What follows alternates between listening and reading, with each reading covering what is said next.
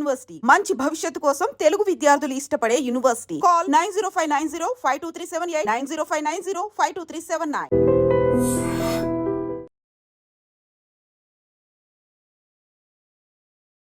పహల్గాంలో జరిగిన ఉగ్రవాద దాడి తర్వాత భారత్ పాకిస్తాన్ దేశాల మధ్య పెరుగుతున్న ఉద్రిక్తతల మధ్య కేంద్రమైతే ఒక కీలక ప్రకటన చేసింది. మే 7న దేశవ్యాప్తంగా మాక్ డ్రిల్ నిర్వహించాలని ఆదేశాలు ఇచ్చింది. అసలేంటి మాక్ డ్రిల్? కేంద్రం ఎందుకు దీన్ని నిర్వహించాలని చెప్పింది? ఒక్కసారి చూద్దాం. పహల్గాం దాడి తర్వాత భారత్ పాకిస్తాన్ల మధ్య పచ్చగడ్డి వేస్తే భగ్గుమంటోంది. మనందరికీ తెలిసిందే. ఉగ్రదాడికి కారణం పాకిస్తానే అని మనం ఆరోపిస్తున్నాం. తమ మీద అనవసరంగా నిందలు వేస్తున్నారని పాకిస్తాన్ అంటోంది. ఈ నేపథ్యంలో ఇరు దేశాలు యుద్ధానికి సిద్ధమైపోయాయి. రేపో మాపో వార్ అన్నట్టుంది పరిస్థితి. ఇరు దేశాలు ఇప్పటికే అన్ని రకాలుగా యుద్ధానికి సన్నద్ధమైపోయిన పరిస్థితి. ఆర్మీ వెపన్స్ సర్వం సిద్ధం చేసుకున్నాయి. ఇంకా కలబడమే ఆలస్యం అన్నట్టుగా ఉంది సిచ్యువేషన్. ఈ నేపథ్యంలో కేంద్ర హోం వ్యవహారాల మంత్రిత్వ శాఖ మే 7న దేశవ్యాప్తంగా మాక్ డ్రిల్ను నిర్వహించాలని ఆదేశాలు ఇచ్చింది. అసలు ఏంటి మాక్ డ్రిల్? ఒకసారి చూద్దాం. యుద్ధం ఎప్పుడైనా జరగొచ్చని తెలుస్తోంది. ఈ నేపథ్యంలో దేశ ప్రజలు ఎలా ఉండాలి, వారు అప్రమత్తంగా ఉండడానికి అసలు ఏం చెయ్యాలి అనే విషయాలను చెప్పడమే ఈ మాక్ డ్రిల్. యుద్ధం వస్తే దీన్ని ఎలా ఎదుర్కోవాల్సి ఉంటుందనే అంశంపై మాక్ డ్రిల్ నిర్వహించాల్సి ఉంటుంది అని దాన్ని ఇందులో చెప్పబోతున్నారు. శత్రువులు అటాక్ చేసినప్పుడు అసలు ఎట్లా ఎదుర్కోవాలి, అత్యవసర పరిస్థితులు వస్తే ఏ యాక్షన్ తీసుకోవాలి, తమను తాము ఎలా రక్షించుకోవాలి, కుటుంబాన్ని ఎలా రక్షించుకోవాలి, యుద్ధంలో గాయపడ్డ వారిని అసలు హాస్పిటల్స్కి ఎలా తరలించాలి, అలా ఈ అన్ని వాటి గురించి ఎటువంటి రవాణా అందుబాటులో ఉంచాలి అనే అంశాలపైన ఆ మాక్ డ్రిల్ నిర్వహించబోతున్నారు.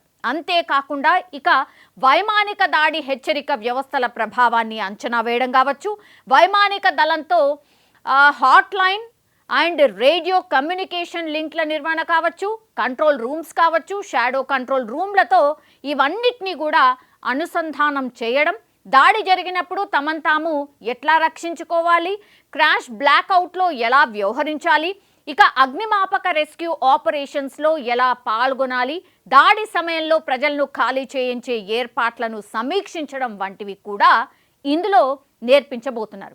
అసలు ఇవన్నిటినీ కూడా ఎవరెవరికి ఇస్తారు ఈ ట్రైనింగ్ అంటే, దేశవ్యాప్తంగా కూడా మాక్ డ్రిల్లో మొత్తం ప్రజలందరూ పాల్గొనవలసి వస్తుందా అంటే నో, కాదని చెప్తున్నారు. దీనికోసం ఎంపిక చేసినటువంటి 244 జిల్లాల్లో ఇది ఉంటుంది. సివిల్ డిఫెన్స్ వార్డన్స్, హోంగార్డులు, NCC, NSS candidates, volunteers, Nehru Yuva Kendra సంఘటన సభ్యులు కావచ్చు, వివిధ కళాశాలలు, పాఠశాల విద్యార్థులకు ఇందులో శిక్షణ ఇవ్వబోతున్నారు.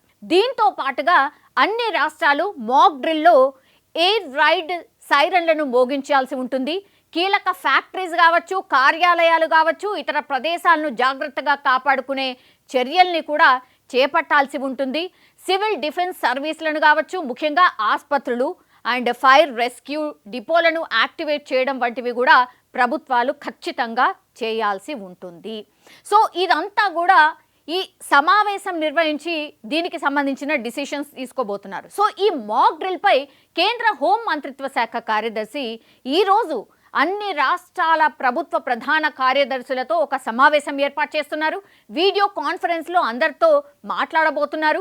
మాక్ డ్రిల్ నిర్వహణకు అవసరమైనటువంటి ఈ మార్గదర్శకాలు కావచ్చు, నియమ నిబంధనలపై కూడా ప్రధాన కార్యదర్శులతో చర్చించడం, వారికి సూచనలు ఇవ్వడం ఈరోజు జరగబోతోంది.